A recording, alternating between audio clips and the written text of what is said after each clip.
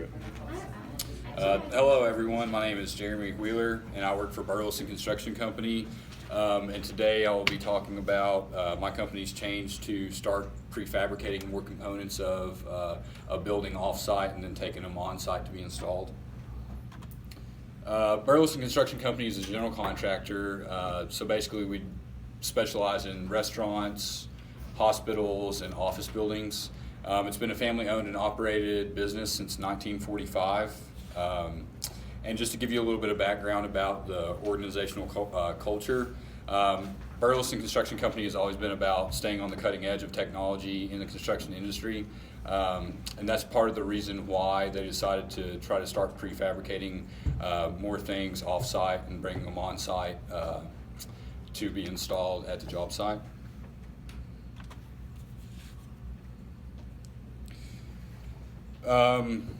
And as I stated before, the change event is prefabrication, and this change event was a convergent change according to Nahavandi, and basically that was because it was a planned change initiated by our leaders of the company, our CEOs, our CEO and our management team, but it was also an incremental change. Basically it's still an ongoing thing. We're just doing bits and pieces of projects as we can. And you'll see in the picture there, the example that I'll use in this presentation, the pictures that you'll see are of the cupola, which is at Hopwood Memorial Christian Church, which is right down here at the entrance to Milligan. It's a project that I actually just finished up. And the cupola is about a 10 foot wide by 10 foot wide and 16 foot tall at its peak.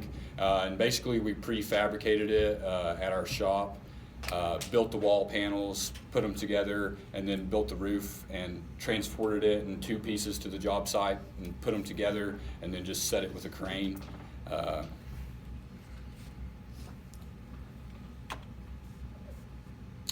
And a couple of the positives of this change initiative. According to Nahavandi, there are several things that are essential to visionary leadership during a change initiative, and those are, as you see, importance of vision, empowerment and confidence in followers, flexibility and change, and teamwork and cooperation. And I think during our organizational change and ongoing through this change, all of these were conveyed by the leaders of our organization. We had multiple leaders that bought into the vision of our leadership, that our leaders set forth. And they trusted the field team and the management team to do their jobs. And also, whenever we were starting to do prefabrication, they fielded all of the opinions of the superintendents and the field teams so that we could change the process and make it as best as we could. They also emphasized teamwork throughout. And a couple of the challenges that we faced, there's always going to be a resistance to any sort of change, and the main resistance that we got were from a couple of the people in our field team and subcontractors. Just they've been doing it for construction for longer than I've been alive, so they're set into their ways and they don't really want to change. So they see it as just sort of another hoop that they have to jump through, essentially. But basically, once we laid out all the positives of prefabrication, they did eventually buy into it. And of course, there's a learning curve with anything, because there was a little bit of software that we had to purchase and train how to use it. And then just the logistics of something like this. You have to, when you build something off-site and bring it on-site, just the logistics of figuring out how you're going to get it from point A to point B. You don't want to build something at your warehouse and then figure out that you can't even get it to the job site, basically.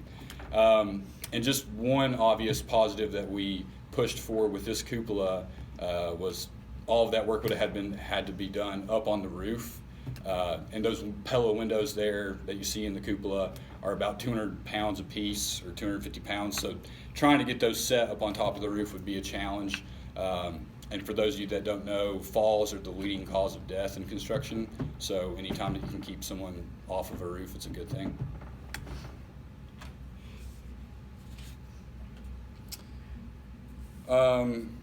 The leader's impact that I feel was an essential part of this process because they removed the roadblocks that the management team had by providing the necessary software and also the training and everything that was necessary to put this prefabrication into place. And one main way that this has changed my job specifically is when I estimate a project or whenever I'm a project manager on a job, I have to be constantly looking for components of a building that we can prefabricate. This Hopwood example is just a very small example.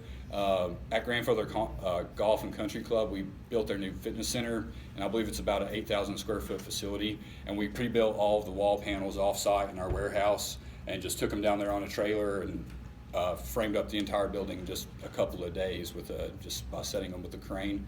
And the main reason we did that was because it was in the dead of winter, and that kept all of our framers and everyone from having to be working out in the cold in the 10-degree weather like it is today, basically. And it also is a controlled environment with stuff like that.